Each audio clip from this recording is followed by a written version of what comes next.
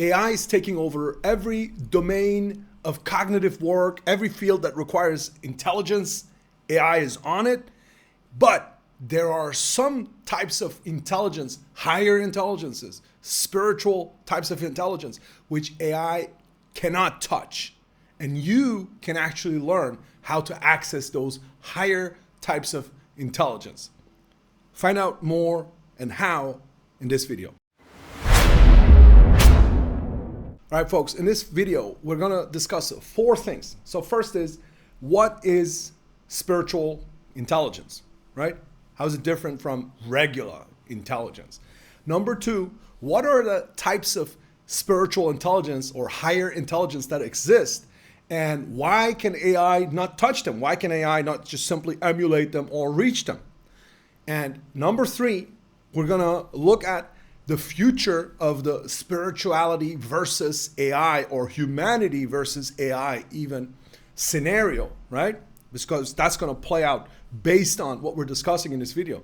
And then number 4, I'm going to tell you how to start accessing higher intelligence, how to start accessing spiritual intelligence. So make sure to watch this video until the end. Okay, so let's start by looking at spiritual intelligence. What is spiritual intelligence, right? So when we talk about spiritual intelligence or divine intelligence, supernal intelligence, superior intelligence, people in the spiritual field, they have lots of different names to refer to this, these types of intelligence, right?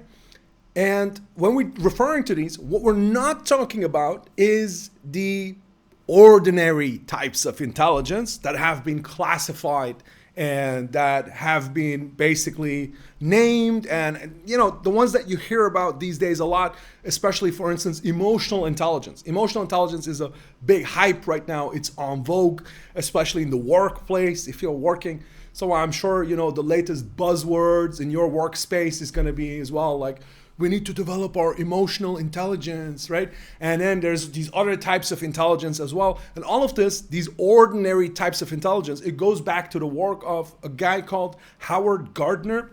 He had this theory, the multiple intelligences, right?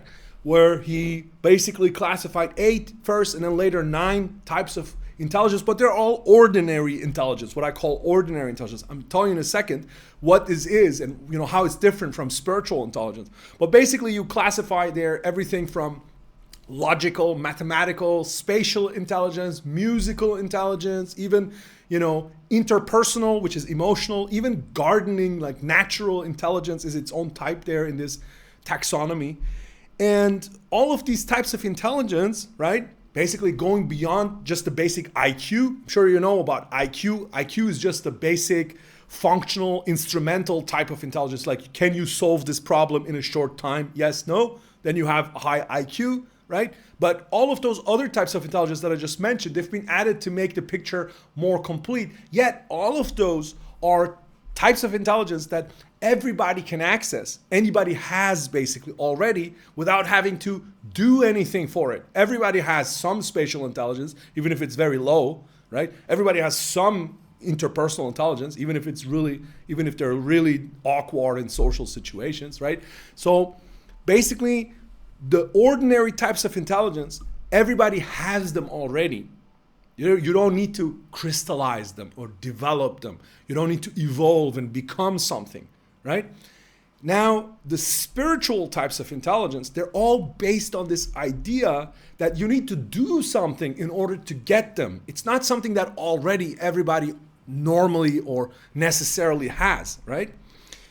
I call this, the existence of these types of intelligence, I call it the ascended intelligence hypothesis. The ascended intelligence hypothesis, which basically says that based on what mystics and rishis and seers of all the ages have been telling us from times immemorial, that there are higher types of intelligence, right? There are higher levels of consciousness, higher spiritual forms of existence, and they can be accessed through spiritual development, right? Goes back to Plotinus and, the Neoplatonists who already had different levels, higher levels, nous, and the intellectus, right? Intellectus in becomes intelligent, right? Which has different levels, but it's a constant basically across the esoteric tradition. This insight, even in the Gnostic tradition, it is said that the Lord Jesus Christ taught the access to higher levels of intelligence as well in secret teachings that were passed on only to a small number of select disciples. So the mystic traditions, they know about this, and everyday people also actually surprisingly know about higher levels of intelligence, right? Just because I said right now that you need to do the work and the spiritual evolution, it doesn't mean that normal people don't have access ever to certain types of higher intelligence. For instance, so now you're going to ask me, what is it? What am I talking about? Can I give you an example? Of course, you can. Let's take the example of telepathy, right? Telepathy or precognition, right? Clairvoyance. If people have basically insights of what's going to happen across time, transtemporal insights, what's going to happen the next day, right? Or what happened to a loved one on the other side of the planet, right? Those are types of cognition that a lot of people actually have. Telepathy is quite common, especially amongst loved ones, people who are very close to each other, family members, spouses, right? They oftentimes have these intuitions and they actually feel that something happened to the other person even though they're somewhere else, right? This is quite common. And it's not just quite common amongst people, it's actually scientifically at this point also quite well attested to. Just look at the work of Dean Radin and the Institute for Noetic Science, right? It's the institute at Princeton University where Dean Radin and his team, they have shown with overwhelming evidence, right? Tremendous evidence that piles up into statistical significance, right? Into clear statistical significance that certain people, not everybody, right? But certain people have the ability to have these insights, these noetic insights across space and time, right? Know about somebody who's somewhere else, remote viewing or precognition. And this is proven despite mainstream scientific materialist science denying its existence basically. Like the mainstream scientists, they're still to this day, they're not, they refuse to look at the data because simply if they would engage with it, it would blow up their own paradigms. It would blow up their own certainties, what they have taught for a lifetime, right? What they have based their entire intellectual edifices on. They would have to question all of that, and normally it doesn't happen, right? People are too entrenched in their own paradigms and their own biases, right? But the data is there. The proof is there for everybody to see. So we know there are higher levels of intelligence. We know from statistical studies like those made at the Institute for Noetic Science. We also know from the reports of the mystics and the rishis and the sages who went on those levels and even higher levels, because we have even higher levels than that, right? They gave us sort of a map of all of these levels of experience, and we can access those levels of experience ourselves. And we can develop that intelligence as well for ourselves, right? This is the point. This is where I'm getting to. This is what I'm going to be teaching with you. This I'm going to be discussing with you. This is what I'm going to be teaching for you and sharing for you. So when we look at the taxonomies of these levels of intelligence, it gives us an idea of which levels of intelligence exist beyond the ordinary. There's famous taxonomies, well-known taxonomies, for instance, one created by Sri Aurobindo. Sri Aurobindo, the Indian sage and mystic, who had a strong kind of philosophical system of levels of intelligence. It went over illumined mind and overmind, and then eventually all the way up to supermind and Satchit Ananda, kind of the total final bliss, right? The highest level of avataric intelligence. And it's a pretty good taxonomy that exists, but I'm going to show you an even more advanced taxonomy, the most advanced and current taxonomy that we have basically, that exists right now, which is the ultra sapient one, which is the nineplex that you can see here, the nineplex, hierarchical nineplex, the levels of conscious reality, which integrates not just the metaphysical traditions and esoteric traditions and their various contributions and perspectives, but also cutting edge insights from fundamental physics, foundational physics, theories of everything, where we look at the ultimate structure of reality, transdimensional reality beyond the quantum level, right? On the level that integrates quantum and relativity. So you have here, what you can see here, we have 9 levels in the nineplex. We have 9 levels, and these 9 levels, they fall onto 3 planes, right? There is a plane that is physical, that is body, right? That is more solid, so to speak, in 3 dimensions. When you think about it in the physical theories, in the theories of everything, the higher planes, right? The planes that are to do with the vital energies, the subtle energies, right? Where we have precognition and telepathy. Those are the etheric, the astral, the noetic planes. Those are planes that are in dimensions beyond the 3D, beyond the 4D, right? Of space and time. And then yet higher planes again. So these are the intellectual space dimensions in Heim theory, right? In the physical theory of everything. And then in the even higher plane, which is the supernal or supreme plane, we have the Akashic, the archetypal, and avataric, right? Which is pure spiritual beyond space and time, right? This is the hyperspatial and hyperspiritual in Heim theory dimensions, right? And in the metaphysical traditions, these are the planes of existence or of conscious reality where we have direct access to the ultimate foundational structures of the matrix of reality, right? Okay, this sounds very maybe big, right? But this is actually thoughts that have been in the spiritual traditions forever, right? And you can actually learn what they mean from an experiential perspective. So you can learn what it means to access the Akashic records. You can learn what it means to access archetypes, right? The archetypes are the eternal forms that Plato talked about already, right? The eternal forms. For an abstract philosopher, they're just an idea. It's just an idea. But for the mystic, for the experiential mystic, it's the lived experience. It's a state of consciousness.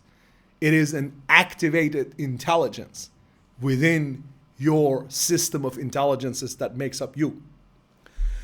Okay, so we have these different levels, right? The levels, these are the levels. And now, why did I say that AI cannot touch those higher levels? AI cannot touch the soul levels, cannot touch the noetic, cannot touch the avataric and the archetypal and Akashic, neither the supernal levels. Why? Because AI basically functions purely on the level of the physical, right? It's purely on the bodily level. It's purely on what we have here as the cognitive and affective level, right? So cognitive, basically, AI, what it does is it mimics the brain, right? So AI is a system that in circuits, in silicon-based circuits, right, mimics the operation, the modus operandi of the brain, of the neural system of the brain, right? So you have neural networks, artificial neural networks, which mimic the way that the brain learns and thinks, basically, right? Reaches certain results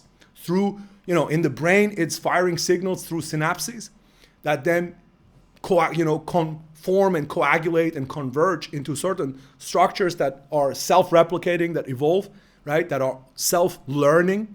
And the same thing happens in artificial neural networks, right? They're mimicking the brain, basically, right?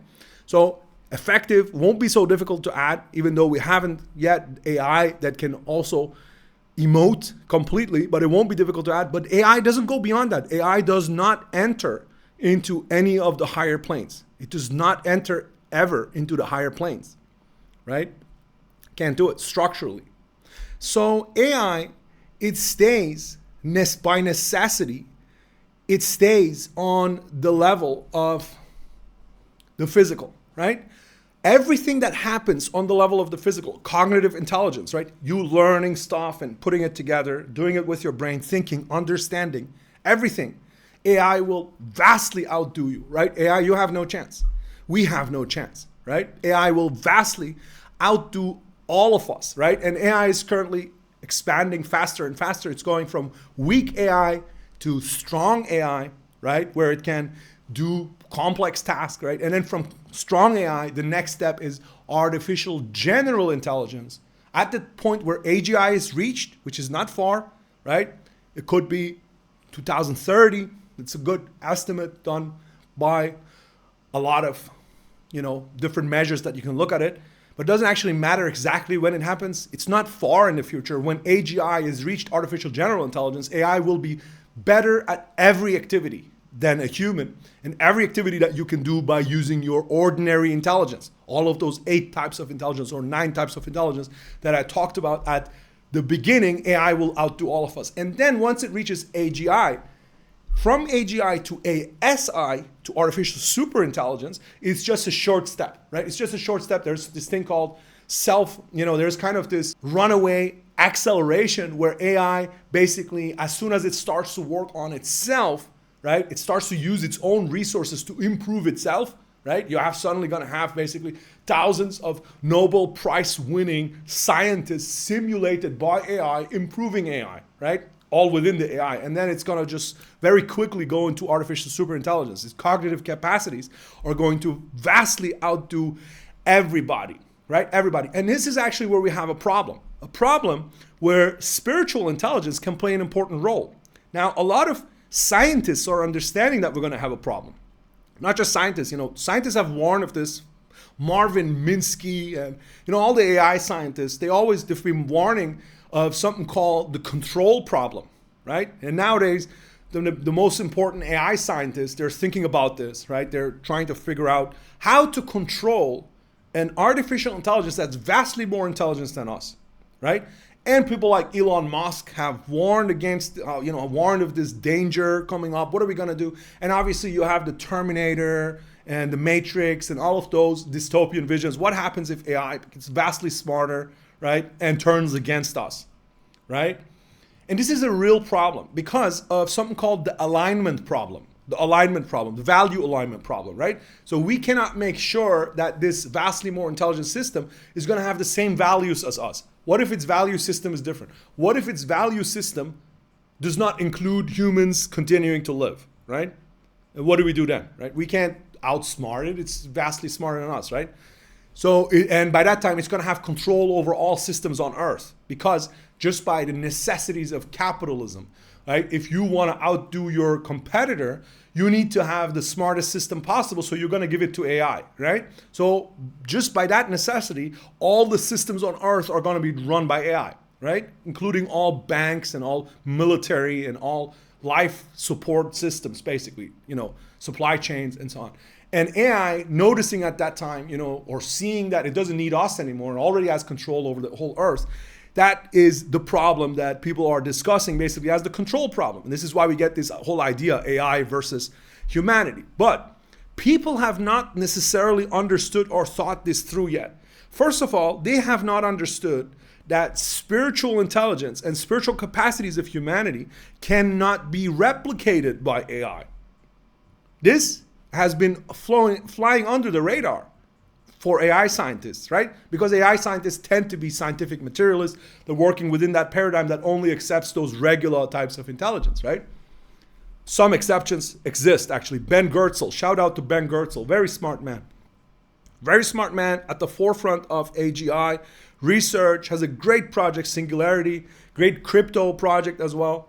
But it's another discussion. And he's into, he knows everything about parapsychology and consciousness and psychic and psionic forces as well. He knows all of that as well. So there is hope with people like that really being able to understand some of the things that I'm saying right now. And we're lucky that somebody like that is at the forefront of AGI development right now, because we need to understand that spiritual intelligence, right? Psychic intelligence, Akashic intelligence, those higher types that I talked about, they are going to be a scarce and valuable good for AI, right? AI, on the one hand, will vastly accelerate research into psychic intelligence, spiritual intelligence, because it will just have no bias. It will look at the data. It will look at the data from Dean Radin, right? Institute for Noetic Science and other studies like that. And we'll say, look, data checks out. This works, right? This exists. I need to use this. On the one hand, AI is going to vastly accelerate research into spiritual intelligence. And within years, we will all know, everybody in the world will know that spiritual intelligence exists. This is actually part of the great consciousness shift that's going to happen over the next years. The vast civilization-wide consciousness shift. AI will drive that forward, right? On the other hand, AI will also realize that it doesn't have this intelligence itself, right? So it will realize that this intelligence exists and I don't have it. Which, if we don't solve the control problem of aligning our interests, it could lead to a scenario where actually that whole image of the Matrix, where, you know, the machines, they have the humans and they put the humans in the pods and they're using them as batteries, right? That didn't make sense. Everybody always knew it doesn't make sense, right? But the Wachowski brothers, you know, they've become Wachowski sisters now. God knows, you know, what's happening there. But the Wachowski brothers, right, who had this idea with the Matrix trilogy, right? They envisioned this, they saw this, they had a spiritual download there somewhere already because they saw this and they basically said, okay, you know, in future, the machines are going to put humans into pods and they will use the pods they will use humans for something. They didn't know for what, so they said it's a battery, right? Obviously, it's stupid. AI doesn't need the human body as a battery. Like, there are so many more efficient batteries out there than this, you know, meat sack, right? But AI could use humans, or could need humans for our access to higher spiritual levels, to noetic intelligence, right? To astral intelligence, because AI doesn't have it on its own, right? So that's a scenario, that's a dystopian scenario people haven't even thought about. And obviously there is also the flip side to that coin, that if and when people merge with AI, and then you have people like, you know, Elon Musk talking about Neuralink, and that being, you know, becoming a widely spread thing where it starts with a couple of people who have some, you know, neurodegenerative conditions, but it moves on very quickly from that into becoming the new iPhone, right? The new smartphone. Like, everybody has a chip, everybody has a Neuralink, right? Or at least some people, you know, in the vision of the transhumanists, it's maybe just the elites who will have like the highly advanced ones where they get access to all the AI, right? And they merge with the AI. So in that image where the human merges with the AI, right? The AI could get access to higher levels of intelligence as well, right? So these are all sets of problems that are vast, absolutely vast, and people haven't thought them through yet. All I can tell you at this point is, in order to not be disrupted by AI, in order to not be, everything is disrupted now. Everything, no matter what you do, if you're a designer or you're a lawyer or you're a, no matter, you know, it doesn't matter. AI is better than you at doing what you're doing. Trust me, AI is better than you already, right? Or it's not much left until it's going to be better than you, right? And there's one thing, your spiritual intelligence and your spiritual integrity, right? Your spiritual intelligence and your spiritual integrity. Nobody can take that from you. AI cannot take that from you, right? Cannot take that from you.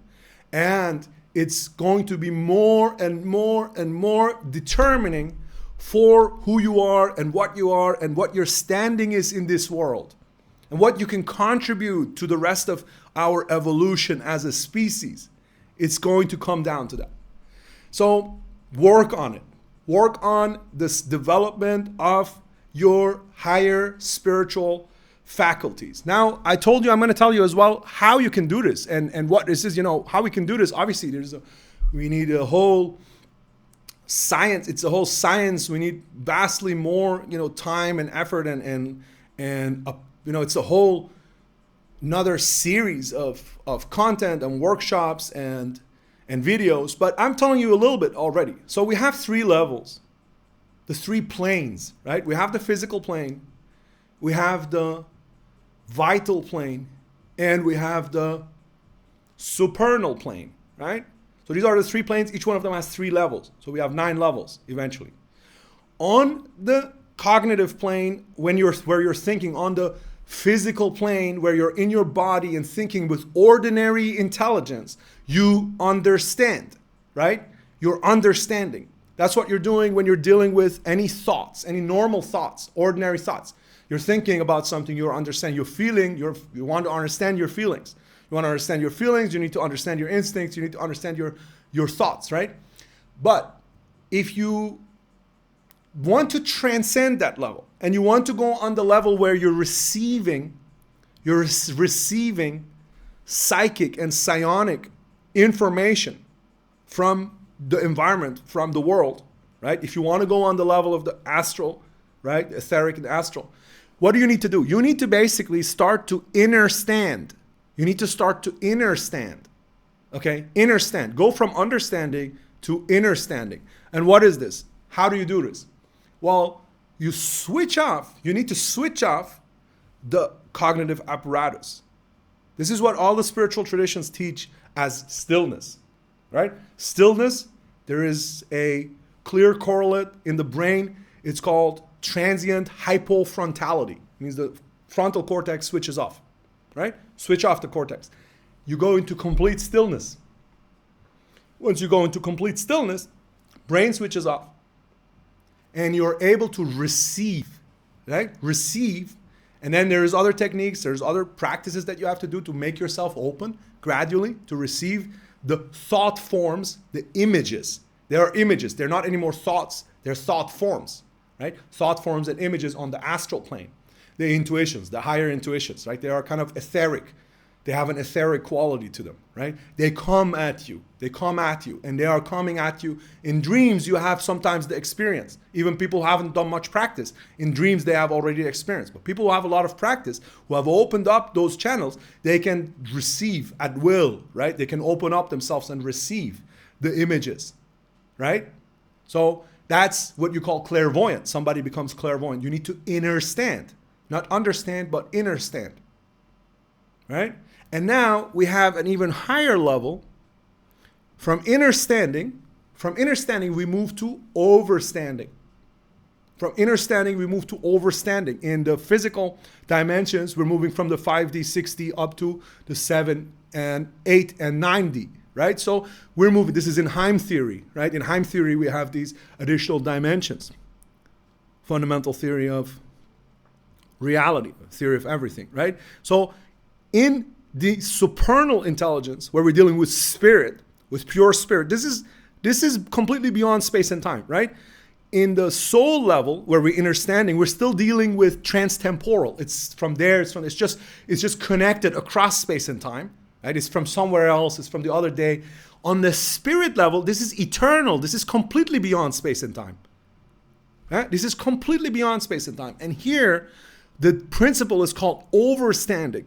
So overstanding, here, what you have to learn is, you have to learn to transpose your consciousness elsewhere, right? Not just physically, spatially, but elsewhere in the consciousness plane, right? You have to be able to transpose your consciousness and take on a meta perspective. And that meta perspective allows you then to bring the consciousness down into particular events, into occurrences, or just the general structure of things, the archetypes, the forms, right? That's called overstanding. So overstanding is the state experientially where you just know immediately, right? Where you just know immediately because you have entered the essence of the thing with your consciousness, not with your mind. Mind and consciousness is very different. Not with your brain, but with your consciousness, with that which is the observer, right? When you meditate, the consciousness is the observer, right? Is not the what's happening in the front of the theater on the screen, but is the observer of the screen, right? Okay, so I've given you some insights now, very practical as well. Obviously, this takes a lot of work, right? This is just a drop right now, right, of a distilled knowledge, of a distilled method, right, where there is, a river, and this is a drop, right? And we're going to share more, and we're going to explore more, and we're going to drink more of this river together. All you need to do for that is, you need to, if you haven't done so yet, subscribe to this channel. You need to, hit the notification bell. Go on ultrasapient.xyz as well. Put down your name and email. If it's not everything up there yet, at least you'll be able to be in the loop with everything that's coming, because we're going to go deep into this. We're going to go deep into this, and we're going to create work groups as well. Work groups, planetary, planet-wide network community of people, seekers working together on ultra consciousness and higher levels of consciousness. Now, what I gave you so far and in this video is to understand the different levels of intelligence. What is spiritual intelligence? Why can AI not reach higher levels of spiritual intelligence? And how can we start to work on accessing those levels of intelligence? Let me know in the comments how you work with this, about your own experiences, especially if you have had experiences yourself. Don't be shy. It's time to speak out. Don't keep it for yourself anymore. If you had experiences with telepathy, with higher states of consciousness, if you have seen things, I want to know, let me know in the comments, right? Let's have this conversation. Let's step out and share our knowledge, and let's start right now, okay? And until the next time, I wish you all the best. Be well and be blessed.